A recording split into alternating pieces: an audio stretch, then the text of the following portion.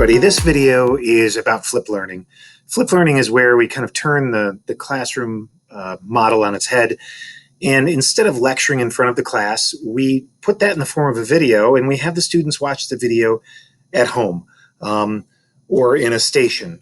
And that way, when they come back to us, we can spend the time in the classroom if they watched it at home or in a different station. We can spend that time with them, helping them apply it and work with the material they gave them.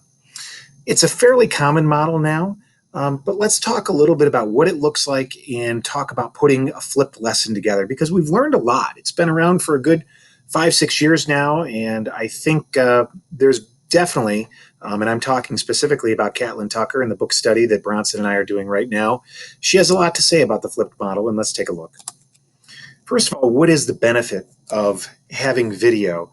Well, the first thing is student pace. The students can completely control the video and the pace at which they learn, so they can slow it down, they can pause, they can back it up, they can watch it more than once, they can watch it 10 times, they can watch it 5 weeks later before their midterm exam. Those kind of controls allow students at different levels to move through the information at a pace that's good for them. And let's say they're taking notes. They need to be able to slow it down. Many of them just can't do that kind of thing without their own control over pace.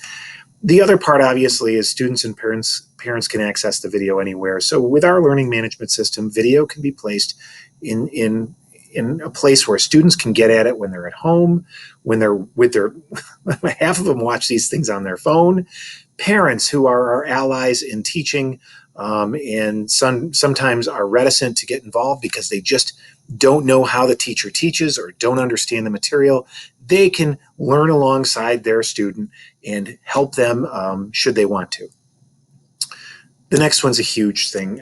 I mean, any teacher who's spent some time in the classroom, and I can speak to this too, you say things over and over and over. And so even the 30-second directional video, if you make that once and you're teaching that unit for another 10 years, you've got that little directions video, that little explanation forever moving forward. Worth it to take the time to make it and stop that kid or those students from coming up to your desk or emailing you and asking you to give directions again. The next one's about that mid-year transfer, that mid-unit transfer, that mid-module transfer of a student who comes in and suddenly they can play a little bit of catch-up. Or like in this case, they're late to a class, they can go on to the video and find out what they missed in that sense. And then the last one I always love, it's called what I call the in-class flip. Other people call it that too. And the idea is that you can actually be in the classroom. The kids can be watching the video in the classroom of you giving the lecture while you're sitting there with doing some side-by-side assessment with students, conferencing with students, some small group work. It's a great model, and this is why we embrace it. Now, the purpose of the video, when we create videos, in my mind, the idea is that if you're going to say the same thing to all of the students, much like I am right now, what I'm doing with you right now is not a back and forth. I am teaching you something. I am showing you something. I'm taking you through some information. And that's really what an asynchronous or flipped video is all about. So I'm going to transfer information. I'm going to model something. I'm going to demonstrate. I was an English teacher, so I might take you through the introduction for a persuasive piece of writing and what that looks like. How do I write a thesis? In a science experiment, you might model for them how to hold the test tube correctly. Taking us to our next one, same thing, directions or how to. And then, of course, the last one, providing remediation.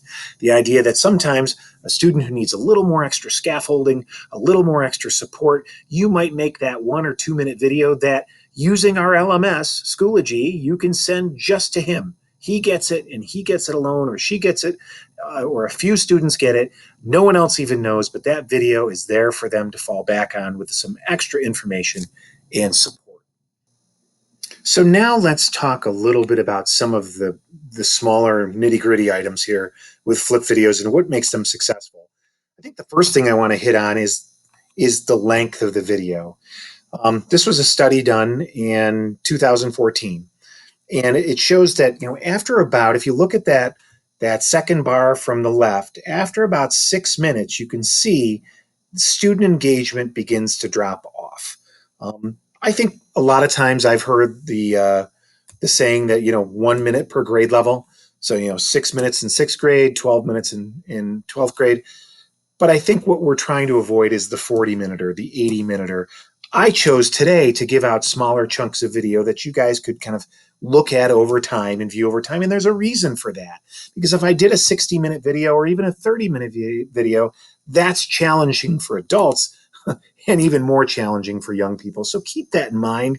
I will also add that Screencastify has a 5-minute freemium, the free version. That's a 5-minute limited in length. And even Catlin Tucker says that that's not a bad guideline, is to go with the freebie because you're cheap, but also keep your videos to 5-minute chunks. And then, finish with 5 and then start up the next one. The other parts or styles of video, I think we hit the first one enough, segmenting or chunking things down. The second one is signaling or cueing. So as you're doing a video, and let's say you have a slide, you can have symbols and keywords on there. If we use tools like Kami, you can prepare and actually screencast you highlighting things on the page, or you can do that in Google Slides. If I just bounce out of my presentation here for a second, and I go back to this, I can go up to a highlight tool and select some text and go here and go up here and highlight to point that out. Just in Google Slides, I think Kami works a little bit better, but keep in mind that kind of thing is helpful for students. It helps move things into their long-term memory. Staying right here, weeding, just making sure we don't have extra information in there, extra noises, extra visuals. We want to keep things to the basics, and then matching modalities. Obviously, if we want to have both audio and visual going, whether that's a voice and then something to look at as well. Okay, so what's a 3-part flipped lesson look like? This is laid out, and this is straight from Catlin Tucker and her new book, Balance and Blended Learning. This is where we think about, all right, let's get a pre-video activity going. Let's then have a flip video with some sort of engagement, and then a follow-up. It's a pretty simple concept. The pre-video activity is meant to pique their interest, kind of drive that inquiry process, assess their prior knowledge, get them thinking about something, what they already know, make some predictions, typical kind of that anticipatory set that we know from Madeline Hunter. Those of you who go back to my era remember that. You get kids thinking about the topic. The neat thing is I'm going to show you some different tech tools that allow you to do that digitally. Flip and engage. We're going to then create our video, and then we can use something like Edpuzzle, which allows us to put questions in to get kids thinking about the content. The video actually has questions embedded. Nearpod just came up with a similar platform, so we have both of those tools at your disposal. We can pair that video with some sort of online discussion prompt like Write in Schoology. We can provide some guided notes for them to fill out, and then let's get them thinking about it afterwards. What is it we can do where they can apply that information that they learned? Maybe some practice problems, maybe a little bit of Kahoot, some sort of online review like through Quizlet, a writing prompt, a concept map, formative assessment, or something collaborative where they're working with a partner or partners to think about what they have learned and apply it. Again, kind of the same idea here, straight from Catlin Tucker, talking about the pre-video. We're getting them kind of into the learning, getting them thinking about it. Then we transfer that information and we drive some high order thinking around the video content through some applications like apps like Edpuzzle and Nearpod. And then finally they apply it. Here's a good example. So here's some things like, so before the video, they're doing some brainstorming, they're making some predictions, engaging in discussion during the video, kind of a similar iteration to what we've talked about already. You get the idea, but that before, during, and after is a clear part to this particular flipped concept. All right, looking at the tech toolbox a little bit at Chalmont over on the right, for pre-video, Flipgrid is great. We have a whole workshop video on Flipgrid, Nearpod, Kami. All of these, you can attend the workshops if you didn't manage to get them this summer or if you've forgotten. But yeah, you could put a little Flipgrid video response up there for them to weigh in on. We can get a little collaboration board going in Nearpod where the kids put some Post-its up about their thoughts. We can engage Schoology audio video tools, or we can just use a Schoology discussion question for that pre-video activity. When we flip and engage, we have tools like Edpuzzle, Nearpod, Schoology discussion, and even Kami allows you to engage with video. And if you didn't see again, the workshop is available from the summer if you wanted to take a look. But again, not just putting a video by itself unto itself, but attaching something to get them really diving deep. So that video, about 30 seconds in, all of a sudden it stops and Edpuzzle gives them a little multiple choice question to activate their brains. We are passive video watchers by nature.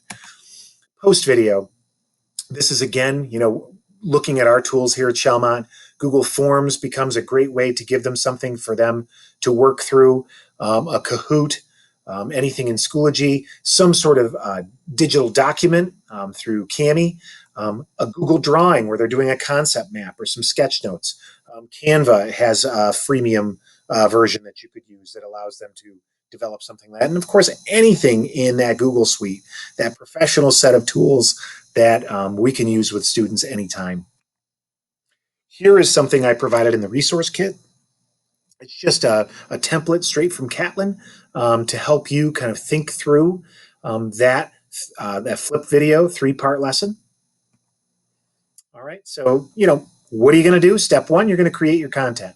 You're going to use, you're going to create that PowerPoint. You're going to focus on a single concept.